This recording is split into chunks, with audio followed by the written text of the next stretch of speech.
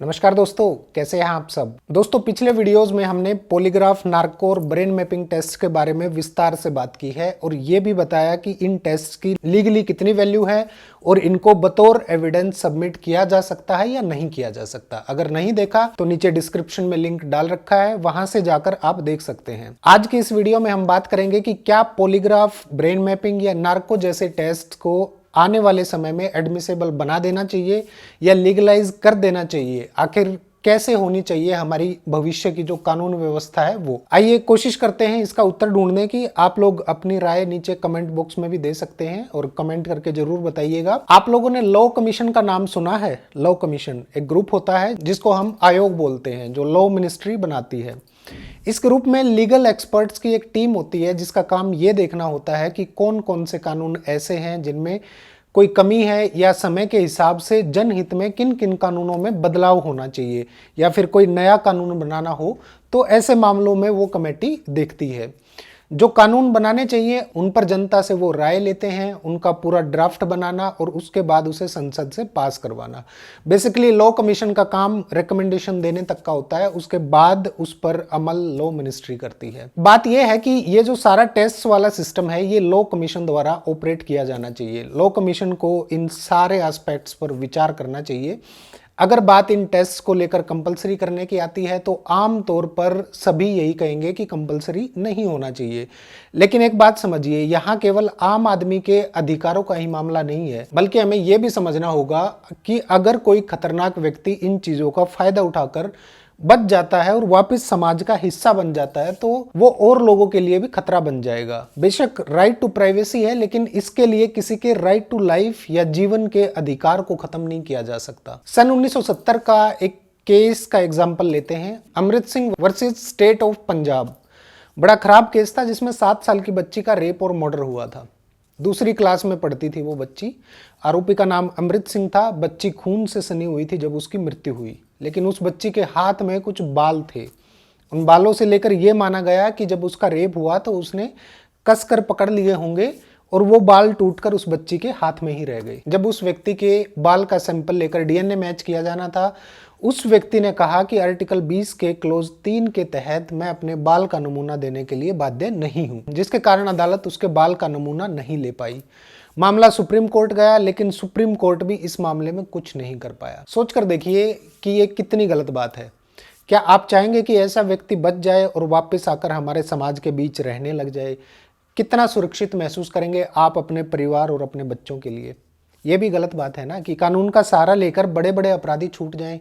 उस बच्ची के अधिकार की बात कौन करेगा? इसलिए केवल अधिकार उस व्यक्ति के ही नहीं है जो अभियुक्त हैं या आरोपी है, बल्कि अधिकार बाकी और भी व्यक्तियों के हैं जो समाज में रहते हैं। एक सुरक्षित और स्वस्थ समाज में रहना, लाइफ को ठीक से एंजॉय करना, ये भी तो सबका अधिकार है ना।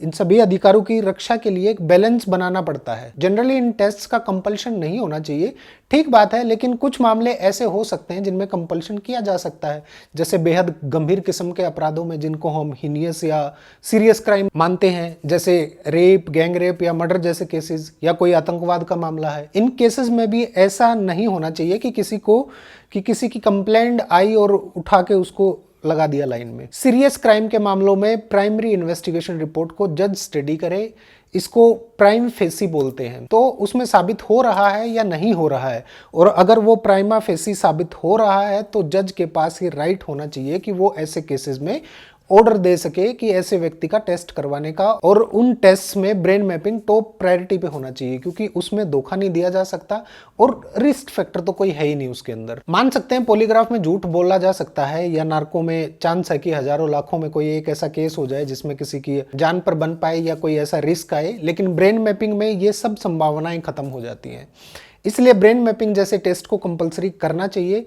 जो हैबिचुअल क्रिमिनल्स हैं या हैबिचुअल ऑफेंडर्स हैं, अभियुक्त नहीं बल्कि जिन पर अपराध साबित हो चुके हैं, कई बार जेल जा चुके हों, तो उनके लिए भी एक ऐसा क्लासिफिकेशन हो सकता है कि कौन कौन से क्राइम करने वाले लोगों को इस कैटेगरी में रखा जा सकता है। और अगर ऐसे व्यक्ति किसी मामले में फिर से आरोपी बनते हैं तो उनका टेस्ट करवाया जा सके। इसका एक सटीक ड्राफ्ट तो लॉ कमीशन ही बनाएगा।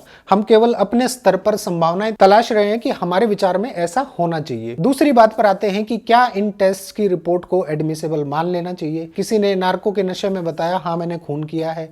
गुजरात वाले मामले में सरकार का विचार था कि इससे काम जल्दी निपटेंगे, 3rd डिग्री भी नहीं करनी पड़ेगी, कन्विक्शन रेट बढ़ेगा, तो इससे फायदा ही फायदा है। सुप्रीम कोर्ट ने कहा कि हम ऐसा नहीं करेंगे, आपको करना है तो आप संशोधन कर दीजिए। एडमिसिबिलिटी के मामले में शायद अभी रुकना चाहिए।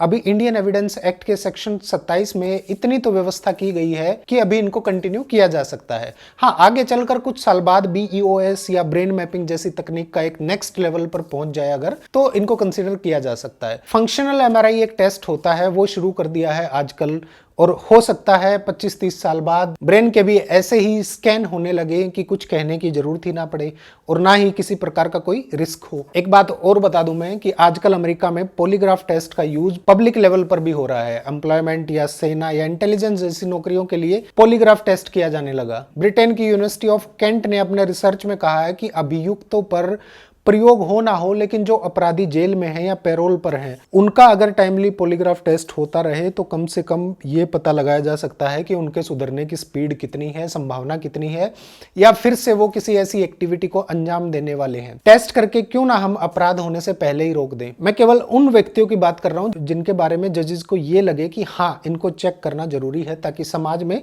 शांति बनी रहे। हो सकता है आने वाले समय में ये व्यवस्था करनी पड़े, लेकिन फिलहाल कुछ स्पेशल केसेस में ही इन टेस्ट को कंपलसरी करना चाहिए। बाकी मामलों में जो सिस्टम चल रहा है जो ठीक है। इन सभी बातों को सोचकर यही बात सामने आती है। बाकी आप सभी लोग कमेंट करके जरूर बताइए कि आने वाले समय में क्या होना चाहिए इन टेस्ट को लेकर, क्या इनका स्टेटस होना चाहिए, एडमिसेबल होने चाहिए या नहीं होने चाहिए। नमस्कार।